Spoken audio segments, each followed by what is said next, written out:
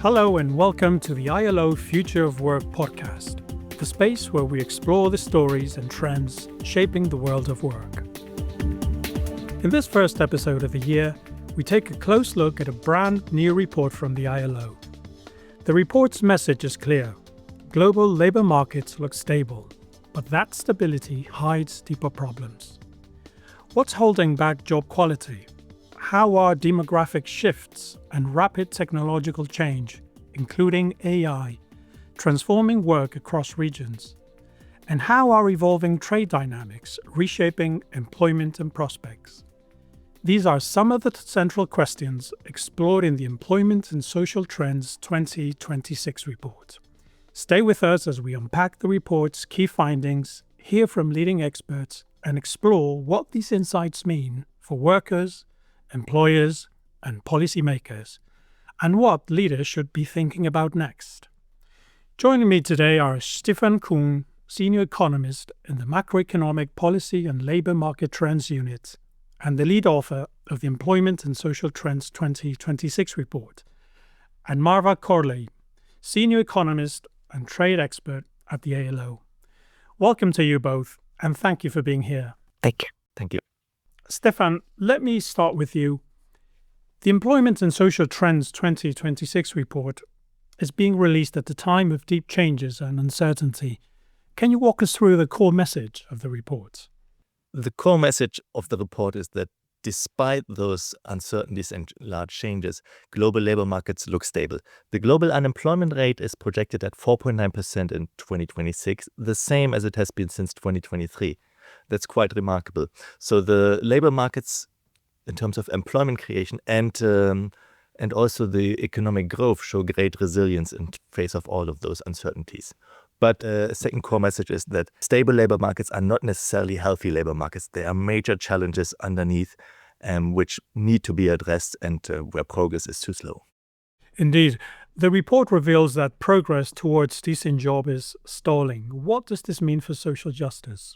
Decent work is fundamental for social justice because it's about it's not only about having employment, but it's also about having a decent income, having access to social protection, and having rights at work.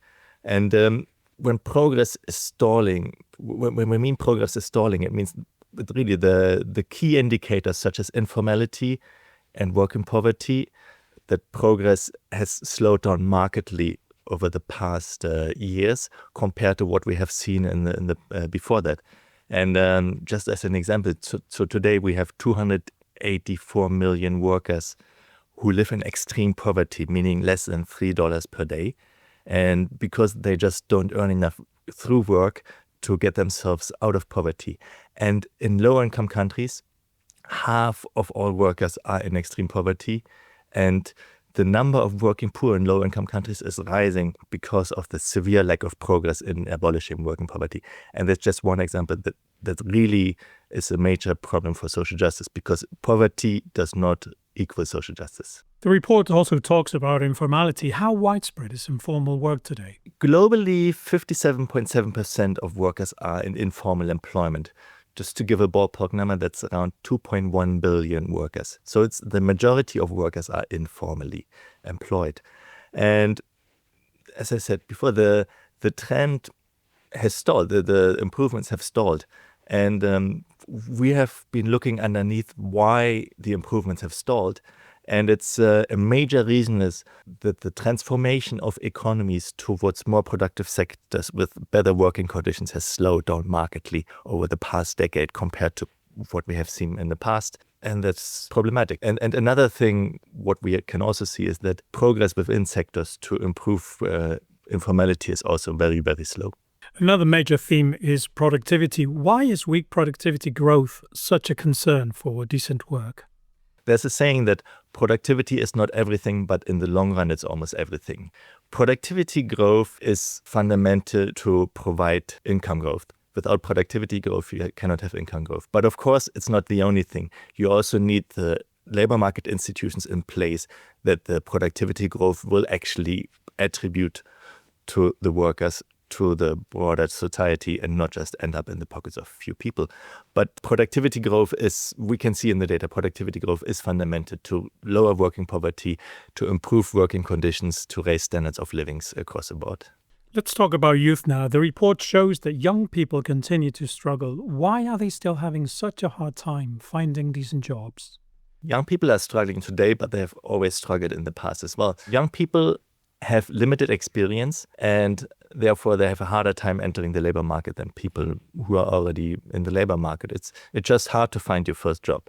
So that's why they have a higher unemployment rate. What we are very concerned about is not only the unemployment rate, but the share of youth not in employment, education and training, which stands at 1 in 5 youth who are that. So 260 million young people are not gaining valuable experience that they need to succeed later in the labor market. And that's really a major concern. And the share of youth not in employment, education or training, so-called NEET, it's also stabilizing. So it's not improving further, even though, for example, the Sustainable Development Goals were aiming for a substantial reduction in the share of NEET, and that's not happening. We mentioned at the beginning, we are living at a time of deep technological changes. What's the impact of AI on jobs? Well, currently the impact of AI seems to be rather limited, as we can also see with the stable labor market situation. In the medium term, that might change a bit, but one also needs to see that in the context of the demographic change. In high-income countries, we can already see now that labor force growth is flat at zero, and labor force is going to shrink in the future. So there might be a risk of running out of workers, of having severe labor shortages. So AI could help in that sense. But the only question is whether we're going to run out of jobs or run out of workers. But we don't really know that. In low-income countries, the situation is quite different because there's a large number of young people entering the labor market who are unable to find decent work and who are therefore stuck with low-quality employment. Another important theme is gender gaps. Inequality still shapes who gets access to work. Absolutely. Gender gaps are a global phenomenon. We estimate that only 2 out of 5 workers are women, even though they make up half of the population. But gender gaps are also quite regionally different, which depends a lot on the social norms. So in some countries or in some regions, gender gaps, for instance, in terms of unemployment rates are very large. In other regions, they are non-existent, showing that there can be gender discrimination in terms of getting a job, but it might also in other regions is not the case.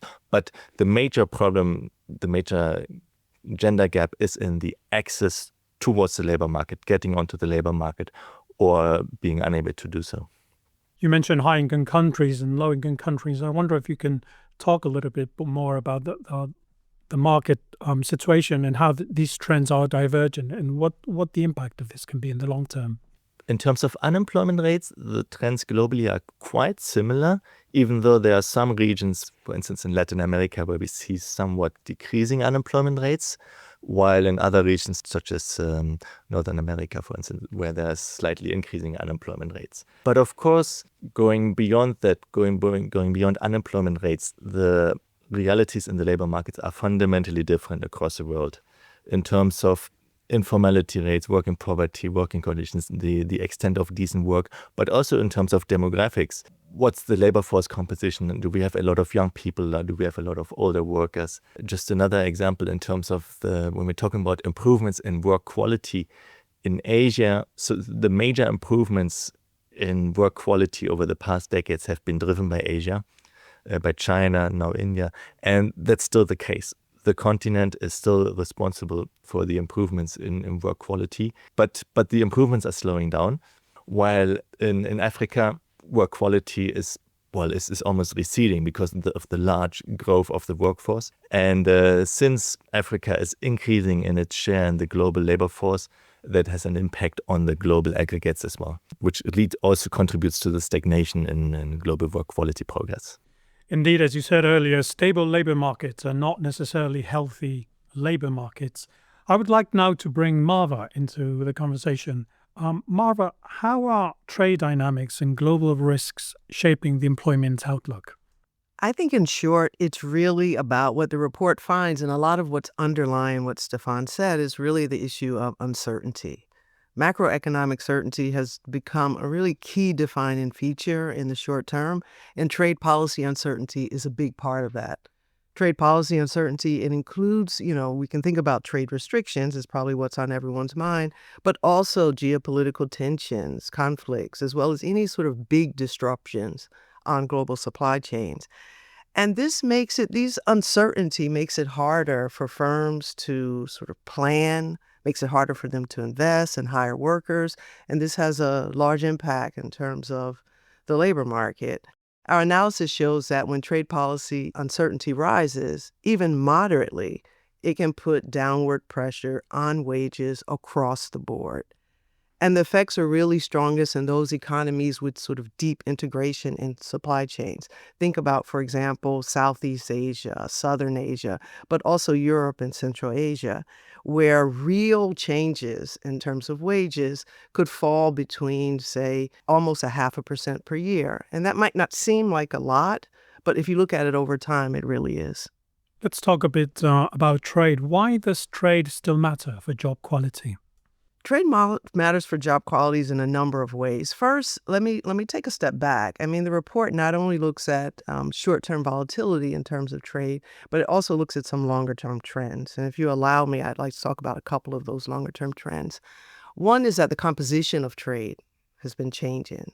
So if you look at trade, we're moving to a world in terms of more trade in services rather than trade in goods. And that has some implications in terms of the types of jobs that are being created by trade. So we look now and we see that nearly half of the jobs that are created by trade, that's 465 million jobs worldwide, are created by trade. Half of those jobs are actually linked to services. And this is particularly relevant for some regions more than others. Not only is the type of jobs related to trade changing, but also trade patterns are changing. So you have more trade between middle-income countries, for example, now than you do between high-income countries. And this means a lot in terms of the types of jobs that are created that are linked to trade regionally, as opposed to those jobs that are linked to trade outside the region. We see some movement towards trade, like regionalization of trade. And because some regions are left out, such as Southern America, you can think of Africa, where most of trade takes place outside the region. This has implications in terms of how these regions are able to get a toehold into global supply chains, and it impacts on job creation. Now, in terms of the quality of these jobs, we know that from findings outside the report and from our findings in the report that jobs linked to trade tend to be better quality jobs than those jobs with less links to trade, particularly in lower income and middle income economies. They are better jobs in terms of being in the formal sector. They're better jobs in terms of pay. They're better jobs in terms of just having a formal employment relationship. And this is particularly important for some of the trends that Stefan talked about, reducing informality, as well as increasing the number of women and young people who get their first job in the labor market. In many low and middle income countries, these jobs tend to be in trade-oriented sectors. So it has a potentially very important impact for the types of jobs that are created. So we're seeing different patterns based on different regions of the world. What implications does that have for the future? For the future, one really has to think about, with, like I said, this sort of change in patterns of trade towards more service-oriented jobs. Think about your market services, logistics, digitally delivered services, business services. One has to think about what type of skills are needed for these jobs. Are these the same type of skills that are needed for jobs more linked to the manufacturing sector? And with these changing sort of patterns of trade across regions, one also has to think about if those jobs that are being created are also decent and productive jobs. Are they jobs that are able to provide a living wage? Are there jobs in terms of, security as well as, formal relationships? Are there jobs that give voice to workers? So I think these things are very important to consider for the future. I would now like to bring both of you and put a question to you. We have spoken about risks, so let's talk now about opportunities. What opportunities do these changes we have been discussing create for improving living standards? As I mentioned, while there are real risks, these changes also open up, you can imagine, some important opportunities for improving living standards for workers. First of all, if you think about the shifts, as I talked about, in trade patterns, it can provide opportunities for countries to access new markets, to have entry points into new global and regional supply chains.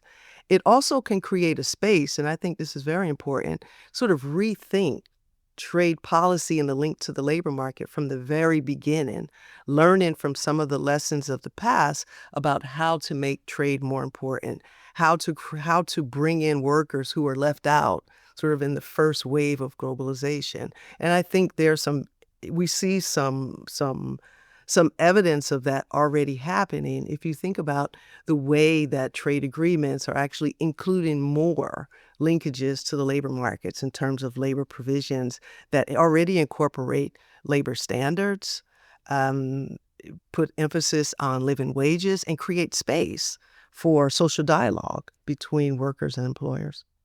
In the regional section for Europe and Central Asia, the report looks at the implications of aging for long-term viability of maintaining standards of living in the context of shrinking labor forces. And it shows that we need to accelerate productivity growth quite dramatically.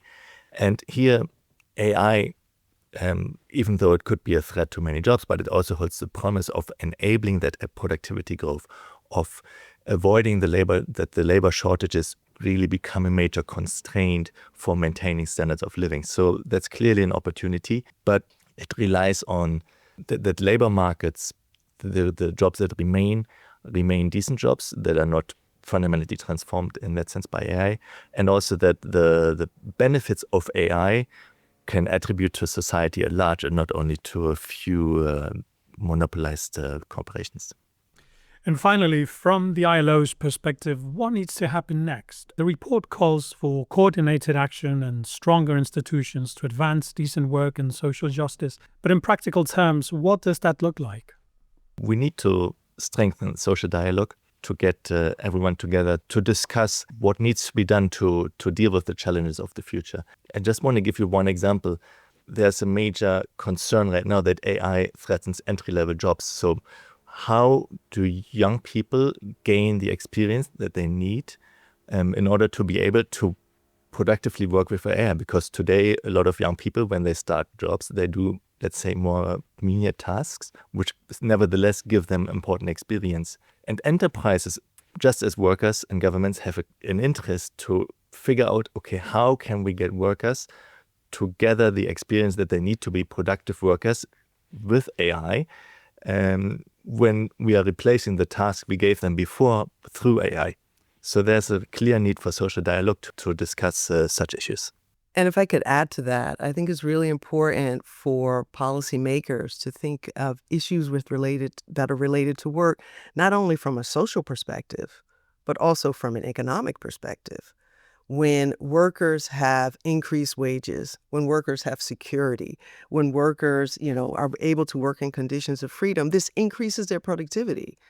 And these productivity benefits have impacts way beyond social benefits. They have benefits in terms of improving firms' profit and improving the overall economic resilience of societies.